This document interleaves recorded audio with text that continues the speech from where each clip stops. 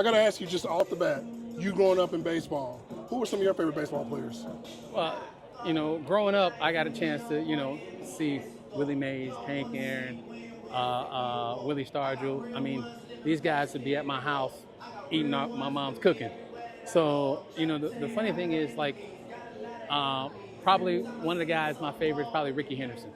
I love that. I love that. So I do this question on the spot. It's a Mount Rushmore question.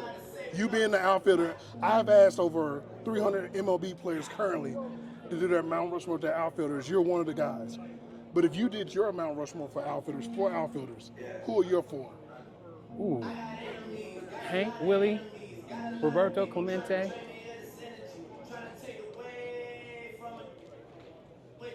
Ooh.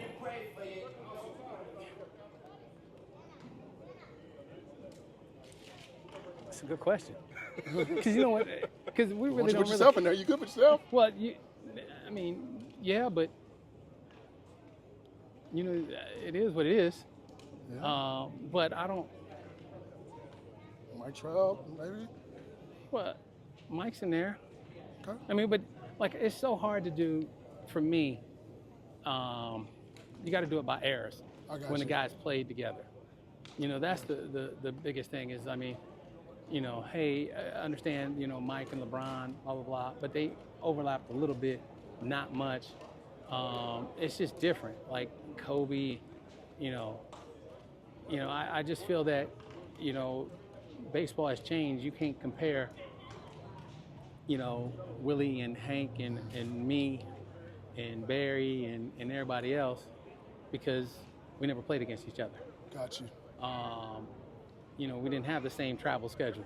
We didn't have the same meal program. We didn't have the same, strength and conditioning coach. I mean, things have evolved, and how many home runs would Hank Aaron or Willie Mays hit if they didn't get knocked down? If they weren't feared for their life about doing certain things at the plate. So so I've never really compared, eras and what guys do. I compare who I played against because that's the only people that is important. I like that. So, video game question. You're on MLB The Show cover, but for me, Slugfest. Nintendo 64? Yes. I still got 4 of them. How was it that time to be a signature athlete for a baseball game? Because to me, I felt like as a young teenager, man, going to, at the time, Circuit City, and I saw that game, I had to get that game because Junior was on that game. For you to have your own game that pretty much there's people who have never watched a baseball game but played that game and know you because of that as well. Yeah. How do you feel about that? It's a little weird, but it's fun. I mean, I was in the right spot at the right time. I think that I was fortunate enough to be able to do the things that I did on the field, which allowed me to get some things, endorsements off the field. And I think that's a blessing that I was able to get it. And, Nintendo being right in my backyard in Seattle, just made a perfect fit. I mean, Willie Stargell, all these guys are a big part of my upbringing. And I know a big part of my dad's because he was in the locker room with them. And, the things that, they told him and taught him. The passing down of knowledge is the key for younger kids to be successful at an early age. Like I said, I knew what it took to be a big leaguer at age 14. I didn't have to wait till I was 20. I didn't have to wait till I got drafted. I had that knowledge, sitting in my living room.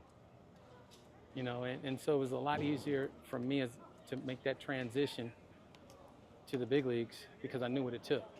You still got to go through it. You still got to, work at it. It ain't something that they're gonna give you. It works in both directions. Yeah, you maybe get noticed, but you still got to go out there and play. You look at some of the things the media is saying about Bronny. He got this for this. He got this for that. He's a good basketball player. And his jump shot ain't this. Well, they said that about LeBron. Now, LeBron's one of the best shooters in the league. You got to give people a chance to grow and you can't just say he's this, because there'd be a whole lot of us not playing sports if they went on what they just saw right then and there. You know, there's a lot of potential in a lot of people that, and all it takes is one person to see that. And that's like here, and going back to the Swingman Classic, that's part of it, is having these kids be able to be seen and watching some of these scouts go, I like him, something about him. He got something in him that I see. And all we're trying to do is give kids a chance, like I said, on and off the field, to work in the game that they love. Hey, what's up, y'all? I appreciate y'all watching my content. Be sure to hit that like, subscribe button. Check out the next video. Peace.